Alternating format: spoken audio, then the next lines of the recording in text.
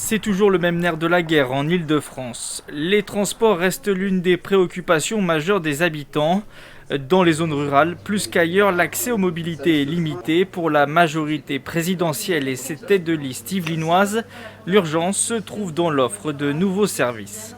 Il faut qu'il y ait de l'équité territoriale. On ne peut pas avoir une différence de service alors qu'on paye les mêmes impôts dans le sud Yvelines par rapport au nord des Yvelines, dans les Yvelines par rapport à d'autres départements, voire même plus. Donc on a vraiment besoin d'avoir cette équité territoriale-là. Gratuité des parcs relais, ça je crois que c'est vraiment un point qui est essentiel dans le sud de notre département.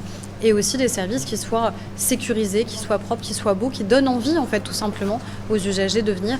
Autre priorité pour la liste menée par Laurent Saint-Martin, la sécurité. Le candidat centriste souhaite créer une police régionale pour les lycées et les transports. Et donc c'est ça que je vous expliquais. Donc là il y a 90 places, mais on a encore la capacité de pouvoir développer la partie supérieure.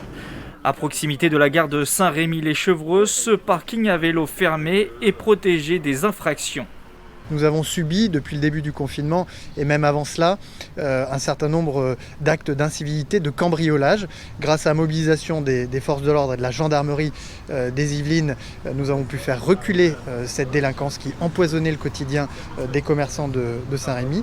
Mais nous devons rester vigilants et c'est la raison pour laquelle nous proposons une police régionale dans les transports qui permettra à tous les franciliens de circuler en toute sécurité et pour les gares de bout de ligne, comme Saint-Rémy-les-Chevreuses, eh bien, de faire échec à la délinquance.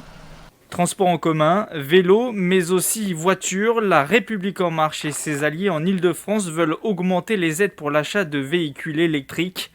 Les particuliers, par exemple, pourraient se voir ainsi financer jusqu'à 70% du montant de leur nouvelle voiture.